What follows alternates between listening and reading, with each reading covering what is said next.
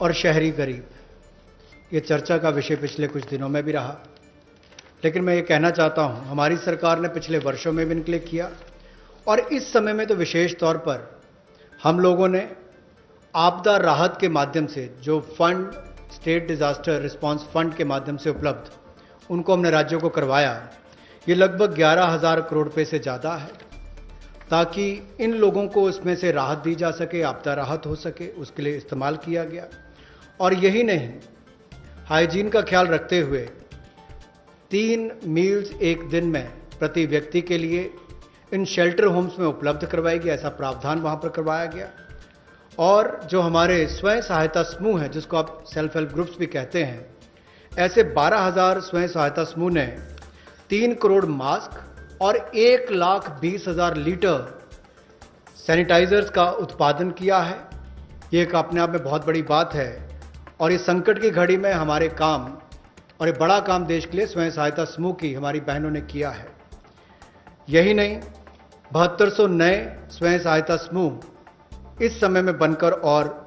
शुरू हैं पिछले 2 महीनों में। और जो revolving fund self help group के लिए पैसा एक पोर्टल के माध्यम से हमने शुरू किया था गुजरात में पायलट प्रोजेक्ट, अब उसको पूरे देश भर के अलग अलग राज्यों में शुरू किया जाएगा ताकि इनको और लाभ मिल सके। आपको याद होगा कुछ दिन पहले जब हमने घोषणा की थी तो सेल्फ हेल्प ग्रुप के लिए भी 10 लाख से बढ़ाकर 20 लाख रुपए उसकी लिमिट कर दी थी, तो इससे भी उनकी कैपेसिटी बिल्डिंग में मदद मिलेगी।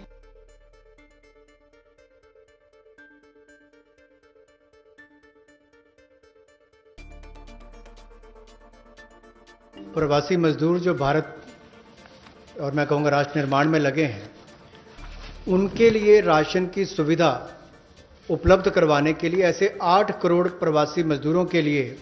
3500 करोड़ रुपए का प्रावधान मोदी सरकार करवाने जा रही है। जो नेशनल फूड सिक्योरिटी एक्ट में नहीं आते या जिनको राज्यों का राशन कार्ड नहीं मिल पाता या उसकी बेनिफिशियरीज लिस्ट में नहीं है,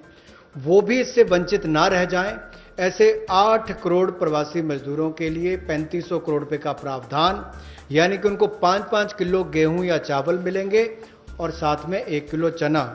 प्रति फैमिली 1 किलो चना और प्रति व्यक्ति 5 किलो गेहूं और चावल भी अगले 2 महीनों तक मिलते रहेंगे। इसके लिए मोदी सरकार 3500 करोड़ रुपए का प्रावधान कर रही है। इसको लागू करने की जिम्मेदारी राज्य सरकारों की है।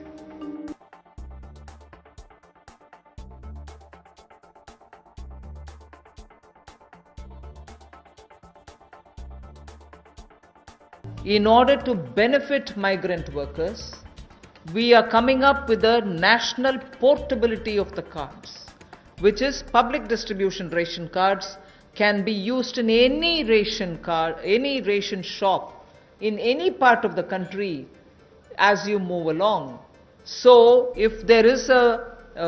ration card holder, today he is in Bihar or Karnataka, tomorrow he moves to Rajasthan, he can take his food ration from any ration shop in that state. So national portability, which is now being defined as one nation, one ration card, one nation, one ration card,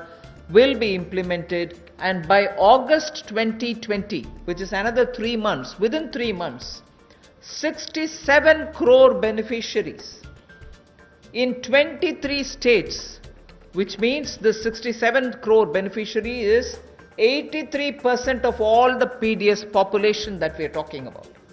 83% of all the PDS population will get covered by this one nation, one ration card. And we assure 100% coverage of national portability of these cards by March 2021. 83% is already done. So all the states and union territories will complete full FPS automation by March 2021. आज के समय में अगर देखा जाए तो जो प्रवासी मजदूर था उसको सबसे बड़ा संकट आया, लेकिन टेक्नोलॉजी के माध्यम से आने वाले समय में उनको कभी भगवान ना करे कोविड-19 जैसी स्थिति ना आए, लेकिन अगर कुछ भी होता है, स्थिति ना भी आए, वैसे भी चले, तब भी वो देश के किसी कोने में हो, वो कहीं पर भी अपने राशन कार्ड का इस्तेमाल कर सकें। One nation one ration card, ये योजना हम लाने वाले हैं और इसके माध्यम से आप देश के किसी कोने में भी किसी भी उचित मूल्य की दुकान से अपना राशन ले सकते हैं, जिसको हम डिपो भी कहते हैं, राशन डिपो भी कहते हैं, ताकि राशन वितरण प्रणाली से जो आपके हिस्से का आप उसको ले पाएं। और इसका अगर देखा जाए तो आज तक टेक्नोलॉजी के उपयोग से, चाहे वो जनधन खाते हो, आधार नंबर हो, मोबाइल हो, इसके माध्यम से पारदर्शिता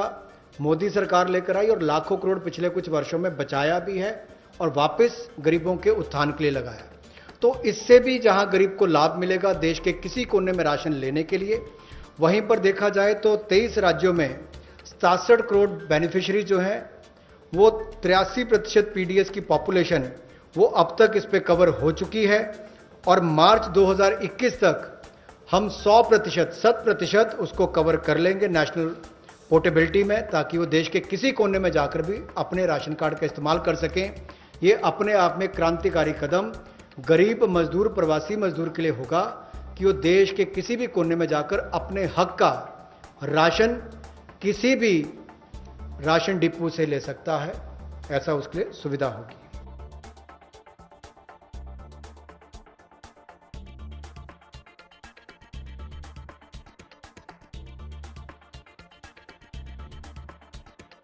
प्रवासी मजदूर और शहरी गरीब के लिए, जहां वो काम करते हैं शहरों में, वहां पर कम कीमत पर उनको किराए पर मकान मिल पाए, रहने की सुविधा मिल पाए,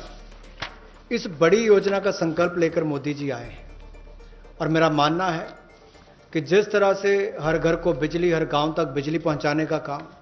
हर व्यक्ति का बैंक खाता खोलने का काम, हर बहन को गैस सिलेंडर देने का काम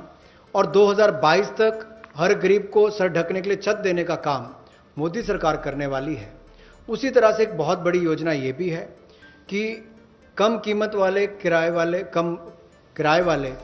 ऐसे घर आने वाले समय में मिलेंगे और जिसका प्रधानमंत्री आवास योजना के अंतर्गत इस योजना को लाया जाएगा, जो कि हमारे अब के बने हुए घरों को भी उसमें इंक्लूड कर सकती है, जो सरकार के अभी बने और कुछ जगह खाली होंगे। उद्योगपति अपनी ज़मीन पर बनाना चाहें तो उनको भी इंसेंटिवाइज करके करेंगे, ताकि वो भी अपने काम करने वाली मजदूरों के लिए अपनी फैक्ट्री या उसके आसपास रहने की व्यवस्था बनाएं, या राज्य की सरकारों को, उनकी एजेंसियों को हम लोग प्रेरित करेंगे, लाभ देंगे, ताकि वो भी अपने राज्य में काम करने वाले ऐसे मजदूरों के लिए सुविधाएं तैयार करके दें।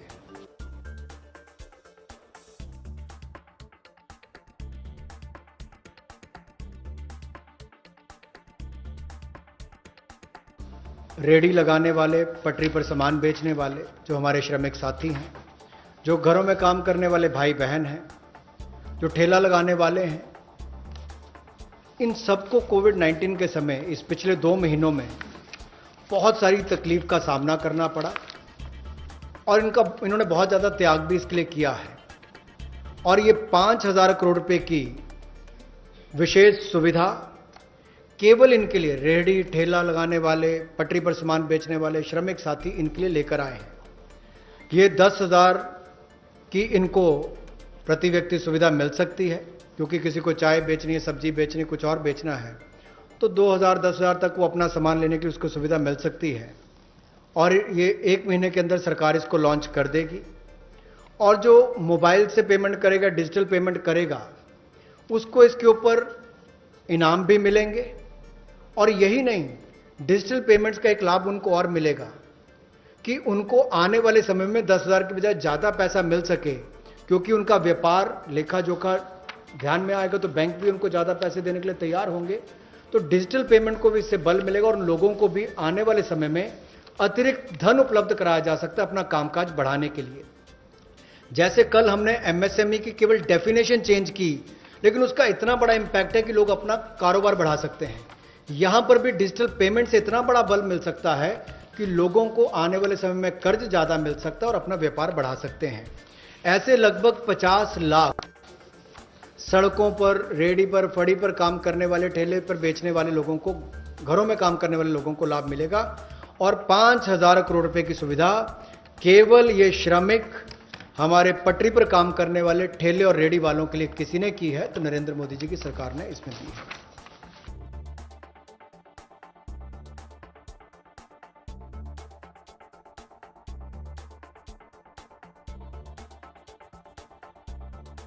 कृषि के इस सीजन में किसानों ने बहुत मेहनत की और बहुत सफलता के साथ अच्छा उत्पादन भी किया और कोई नुकसान कृषि के क्षेत्र में नहीं होने दिया, ऐसा प्रयास किए गए। लेकिन हमारे छोटे और सीमांत किसान जो हैं, उनको लाभ देने के लिए ऐसे 3 करोड़ छोटे और सीमांत किसानों के लिए 30,000 करोड़ रुपए की अतिरिक्त सुविधा नरेंद्र मोदी जी की सरकार लेकर आई है। और ये 30,000 करोड़ 90,000 करोड़ जो नाबार्ड देता है उसके अतिरिक्त है। और ये सारा पैसा